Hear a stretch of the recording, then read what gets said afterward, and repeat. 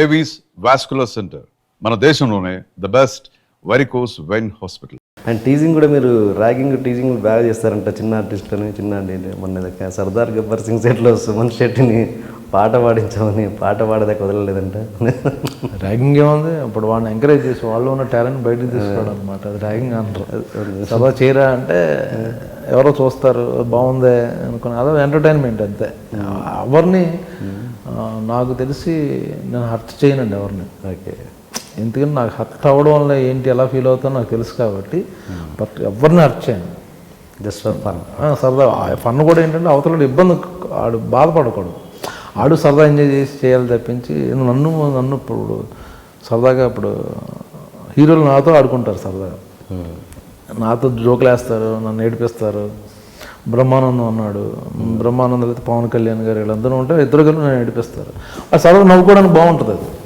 So నేను కూడా నాకు చిన్న ఆర్టిస్టులు అంతవరకు పెడుతుంది తప్ప హర్ట్ అయ్యేటట్టుగా ఎవరో చేయరండి. ఎలా ఏడిపిస్తారు మళ్ళీ?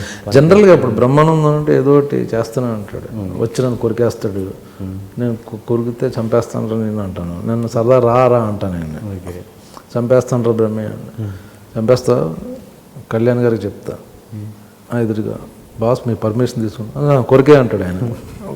ఇలాగమాట వచ్చి మీద పడి కొరికేయడం అలా సరదాగా. మీకు బాగా ఎక్కువ అటాచ్మెంట్, ఎక్కువ క్లోజ్నెస్ ఉన్న హీరో ఎవరు మీకు బాగా? రవి మొదటి మేము ఫ్రెండ్స్. రవితో ఆయన పవన్ కళ్యాణ్ బాగా క్లోజ్గా ఉంటాం. ఎందుకు ఆయనకి అంత అంటే ఏదో ఉంటుందిగా, చిన్న లింక్ ఉంటుందిగా? ఏం తెలియదు నాకు, ఏదో కనెక్షన్ అంతే. జానీ సినిమాకి అరవింద్ గారి గురించి చెప్పాలి, ఆయన చుట్టూ తిరిగానండి. ఓకే, గీత ఆర్ట్స్కి ఎవరెవరో వచ్చి పరిచయం చేసి పలానా ఏదో పరిచయం, ఒక్క సినిమా ఇవ్వాల అల్లు అరవింద్ గారు. ఆయన చేసిన గొప్ప పని ఏంటంటే పవన్ కళ్యాణ్ గారిని పరిచయం చేశాడు అంతే. ఒకసారి చిరంజీవి గారి దగ్గర తీసుకెళ్ళాడు నా పూర పాడలేక. మెడ్రాస్లో మెగాస్టార్ చిరంజీవి గారి ఇంటికి వెళ్తే ఆయన మామూలుగా చూసి ఓకే ఇన్స్టిట్యూట్ అంటే ఆయన ఆల్ ద బెస్ట్ ట్రై చేసి చూద్దాం, నేను లెక్క ఎలా ఉంటుందో చెయ్యి ట్రై చేసి తప్పే ఉందో నేను ఎంకరేజ్ చేశాను. తర్వాత వాళ్ళ ఇంట్లో పెళ్ళి ఏదో జరుగుతుంటే గులాబీ సినిమా రిలీజ్ అప్పుడే ఆయన స్టేజ్ మీద వచ్చి కౌలించుకొని యూ మేడ్ ఇట్ అని కాంప్లిమెంట్ ఇచ్చారు. ఆ తర్వాత చిరంజీవి గారు ఉన్న గొప్పతనం ఏంటంటే అండి, నేను సింధూరం చేశాను రిలీజ్ అయిన వెంటనే మా గుణసాగర్ నాకు బాగా క్లోజ్ ఆయన చూడాలని ముందులో క్యారెక్టర్ అనుకున్నాడు. చిరంజీవి గారిని ఏదో చేసి నెగిటివ్ క్యారెక్టర్. షూటింగ్ డేట్లు ఇచ్చేసారు, అన్నీ అయిపోయినాయి. చిరంజీవి గారు సడన్గా ఆ క్యారెక్టర్ ఎవరు వేస్తున్నారు, కలకత్తాలో కదా ఎవరో అంటే బ్రహ్మాజీయా ఇదేంటి హీరోగా చేసాడు ఇప్పుడే ఆ క్యారెక్టర్ బ్రహ్మాజీని అనుకోవడం ఏంటి అసలు. మా దత్తు గారు ఎప్పుడు పెద్ద ఆర్టిస్ట్ని పెట్టేస్తాడు చిన్న క్యారెక్టర్లకు కూడా అనుకుని ఆయన వెంటనే కృష్ణవంశీకి ఫోన్ చేశారు. ఏమైనా నీకు తెలుసా ఒక ఏదో చిన్న క్యారెక్టర్కి బ్రహ్మాజీ అంటే మీ ఫ్యాన్ అండి, మీతో చేయాలనుకుని ఎక్సైట్ అవుతున్నా, అది వేరు పక్కన బట్ కెరియర్ కదా అని. నైట్ 12 o'clockకి గుణశేఖర్ నిద్రలు లేపాడు చిరంజీవి గారు. లేపి అసలు బ్రహ్మాజీని పెట్టుకున్నావు కదా, అసలు స్క్రీన్ ప్లే ఏంటి, ఎలా ప్రజెంట్ చేద్దాం చెప్పు ఒకసారి. కంప్లీట్గా నిన్నాడు.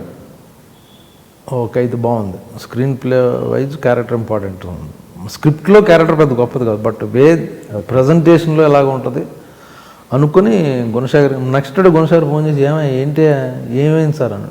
12 నన్ను చిరంజీవి నిద్ర లేపి బ్రహ్మాజీని ఎలా ప్రొజెక్ట్ చేస్తున్నావు నువ్వు, ఏంటి హీరోగా చేశాడు కదా గబుక్కుని మనం మిస్యూజ్ చేయకూడదు అని చెప్తే నేను నీట్గా ఎక్స్ప్లెయిన్ చేశాను. ఆయన హ్యాపీ అన్నాడు. సో అంత కేర్ తీసుకునేవారు ఆయన. తర్వాత ఆయన అలాగా మీరు పవన్ కళ్యాణ్ గురించి అడుగుతున్నారు, ఆయన పరిచయం చేయడం, జానీ సినిమాలో చిన్న క్యారెక్టర్ చేశాను. ఎందుకో ఆయన పెద్దగా మాట్లాడరు ఎవరితో. మేము ముగ్గురం కూర్చొని 2 రోజులు మేము ఇద్దరం కూర్చొని 3 రోజులు మాట్లాడుతూనే ఉన్నాం. తర్వాత చిరంజీవి గారు పిలిచి ఏదో ఏమి మా వాడిని ఏం చేశాను ఏమో నాగబాబు చెప్తున్నాడు, మీ ఇద్దరు కూర్చొని గంటలు మాట్లాడుకుంటున్నారు అండి. లేదు సార్ ఆయన మాట్లాడుతున్నాను నేను వింటున్నాను. సో అలా అక్కడి నుంచి ఎందుకో క్లోజ్ అయ్యమాట. మీరు చేసింది కూడా పెద్ద ఎక్కువ సినిమాలు ఏం కలిసి చేసింది ఏం లేదు. తర్వాత దాని తర్వాత నేను పెద్ద కలవలేదని అన్నవరం సినిమాకి ఆయనే పిలిచి పలానా క్యారెక్టర్ చేస్తున్నావు అని ఒక సీడీ ఇచ్చా, తమిళ సినిమా అన్నారు. అక్కడి నుంచి మా సినిమాలు చేయకపోయినా ఎక్కువ పర్సనల్గా ఎక్కువ కలవడం జరుగుతూ ఉంటుంది. ఆయన పర్సనల్గా అన్ని డిస్కస్ చేసుకుంటారా? అంటే మా పొలిటికల్గా కావచ్చు లేదా సినిమా పరంగా? పొలిటికల్ లేదు. ఆయన సినిమా వేరు, పొలిటికల్ వేరు. పొలిటికల్కి సంబంధించిన వాళ్ళతోనే పాలిటిక్స్ మాట్లాడతారు. సినిమా ఆర్టిస్టులతో పాలిటిక్స్ ఎప్పుడు మాట్లాడరు. ఓకే. అతను మీ ఒపీనియన్ ఏమన్నా చెప్పగలరా పొలిటికల్ కెరీర్ మీద? ఆయన అది పర్సనల్ అది. అదే చాలా మంచి మనిషి. చాలా అంటే ఏదో చెయ్యాలని, ఇప్పుడు ఆయనకు అవసరం లేదు పాలిటిక్స్ వెళ్ళాలని. మంచి పీక్ పీరియడ్ ఆయన సినిమా కమిట్ అయితే చాలు, వెయిటింగ్ మాట, అంత క్రేజ్ ఉంది ఇప్పుడు. అది కూడా వదిలేసి పాలిటిక్స్లోకి వస్తున్నారు అంటే జెన్యూన్, ఏదో చేయాలి సొసైటీకి అనేది స్ట్రాంగ్గా ఉంది ఆయనకి. అది ఇప్పుడు జనరల్ కెరీర్ అయిపోతున్న టైంలో రిటైర్మెంట్లో ఏం చేద్దాం, పాలిటిక్స్లోకి వెళ్దాం, ఒక అంబిషన్ కదా, బాగుంటుంది కదా అనుకునే వేరు. బట్ ఇట్స్ పీక్ పీరియడ్ ఆయన ఇప్పుడు యాజ్ ఎ హీరోగా. బట్ ఆయన వెళ్తున్నారంటే it's great good thing actually. మీరు పెద్ద ఫేస్బుక్లో దివాళీ సందర్భంగా ఏదో బ్లడ్ పూసుకొని ఏదో వేసుకొని, అది నేను షూటింగ్లో ఉన్నాను ఫిల్మ్ సిటీలో.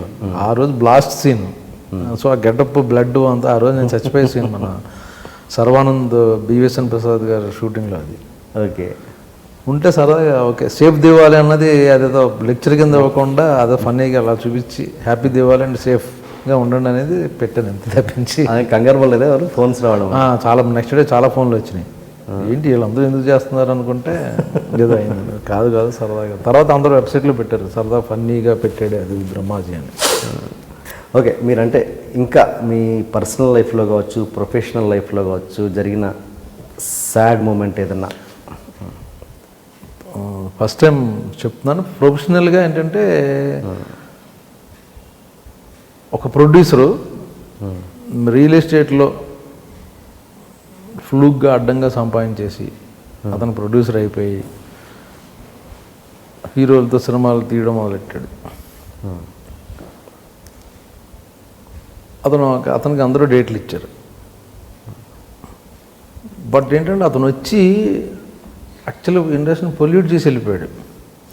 హీరోకి డైరెక్టర్కి అతను కన్వీనియంట్ కోసం ఇద్దరికి అబద్ధాలు చెప్పేసి ఆయన చెప్పారు ఈయన చెప్పారు బాబు చెప్పాడని డైరెక్టర్కి బాబు ఇలాంటి గేములు నేను చెప్పాను కదా, షార్ట్ కట్ ఉన్నది షార్ట్ టైమే ఉంటుందని. షార్ట్ కట్లు చేసే పనులన్నీ నిజాయితీగా సిన్సియర్గా డిగ్నిఫైడ్ ప్రొడ్యూసర్స్ ఉన్నారు, మేకర్స్ ఉన్నారు మన ఇండస్ట్రీలో. 20 ఏళ్ళ నుంచి ఒక సంస్థ అంటే పేర్లు ఉన్నాయి. మధ్యలో వచ్చి 2-3 ఏళ్ళు డిస్టర్బ్ చేయడం వల్ల చేశాడు. ఎందుకంటే ఒక హీరో డేట్లు సంపాదన కోసం, అతని దగ్గర సింపతి పొందడం కోసం మధ్యలో నా పేరు వాడుకుని ఏదో ఒక ఇన్సిడెంట్లో సరదాగా జోకులు ఎవరెవరో వేసుకుంటే అది నేనే చెప్పేశానని ఇంకో హీరోకి ఆ హీరోతో చెప్పాడు. అలాగా నాకు ఆ ఇద్దరు హీరోలకి మధ్య రైవల్ సృష్టించాడు అతను. ఓకే, అతని బెనిఫిట్ కోసం ఒక 6 months నేను చాలా స్ట్రగుల్ అయ్యా. ఓకే, తర్వాత నిజం నిలకడగా తెలుస్తుంది అన్న ఎందుకు అంటున్నానంటే నేను జెన్యూన్గా ఉన్నాను, నాకు సంబంధం లేదు. ఇప్పుడు ఒక టాపిక్ మనం మాట్లాడుతున్నాం, ఎంతమంది ఉన్నామండి, నేను పర్టికులర్గా మీకు ఏమైనా చెప్పానంటే మీరు ఒక సీక్రెట్ నాకు చెప్పారు అనుకోండి, ఆ బయటికి వెళ్ళిందంటే మీరైనా అవ్వాలి నేనైనా అవ్వాలి. అవును, మీరు చెప్పడం కానీ నేను చెప్పడం. ఒక ఇన్సిడెంట్, ఇక్కడ 6 ఉన్నాం, నేను ఏదో అన్నాను, 6 ఎవరో ఒకరు చెప్పచ్చు. సో ఆ విధంగా అతను మోసేసాడు. మోయడం కూడా జరిగింది కూడా కాదు, యాక్చువల్గా అతను క్రియేట్ చేశాడు to get a sympathy from other hero. 6 నెలల తర్వాత ఇతను బయట ఉన్నాడు, ఆ హీరో, ఆ ఇద్దరు హీరోలు మేము ముగ్గురు బాగానే ఉన్నాం, అతను ఇండస్ట్రీ నుంచి వెళ్ళిపోయాడు. సో అది చాలా స్ట్రగుల్ అయ్యాను నేను. ఓకే, అది చాలా బాగా ఒక 6 నెలల మాట. వాళ్ళిద్దరూ దూరం అయిపోయారు, తర్వాత అర్థం చేసుకున్నారు నేను ప్రయత్నం చేయాల, నేనేం తప్పు చేయాల, నా సైడ్ నుంచి ఇది అని. బట్ ఎక్కడో క్యారీ అయిన అవ్వడమో లేదా వినడమో లేదా ఫీల్ అవ్వడం, వాళ్ళు బాధపడి మొత్తం ఫైనల్గా ఇంకో హీరో అన్నాడు, వాడు బయట ఉన్నాడు, వాడు ఇప్పుడు మన ముగ్గురం బాగానే ఉన్నామని అన్నాడు అన్నమాట. అది నా ఫైనల్ అచీవ్మెంట్. జెన్యున్గా ఉండి సిన్సియర్గా ఉంటే మధ్య మధ్యలో ఇటువంటి డిస్టర్బ్ చేస్తాయి. సో నేను ఎవరి జోలికి వెళ్ళను. ఇప్పుడు నా జోలికి వచ్చి నన్ను ఏదో చేసి, ఇప్పుడు అతను లేడు ఇండస్ట్రీలో. సో అది నాకు చాలా హర్ట్. ఒక 6 నెలలు చాలా టార్చర్ అనిపించింది అనమాట. బట్ నా హ్యాపీ ఆ ఇద్దరు హీరోలతో వర్క్ చేస్తున్నాను, అందరూ బాగానే ఉన్నాం. Okay. And for more videos, Please subscribe to iDream. Please subscribe to iDream. Please subscribe iDream. And please subscribe to iDream. For more videos, subscribe to iDream. please like, share and subscribe to the channel. Congratulations, iDream. Subscribe to iDream. Subscribe to iDream. So subscribe to iDream Media. iDreamకి iDream team అందరికీ huge congratulations. Please subscribe iDream Media. Please subscribe to iDream. Subscribe iDream. Please subscribe to iDream. iDream అంటే నా కళల ఛానల్ను subscribe చేసుకున్న నోరు తిరుగుతలేదు, మీరైతే గంట గుర్తు కొట్టండి. For more such videos, please subscribe to iDream. Subscribe to iDream. Please subscribe to iDream. Please subscribe iDream Media. Please do subscribe to iDream. Please subscribe to iDream Media. For best entertainment and information please subscribe iDream. And don't forget to subscribe to iDream.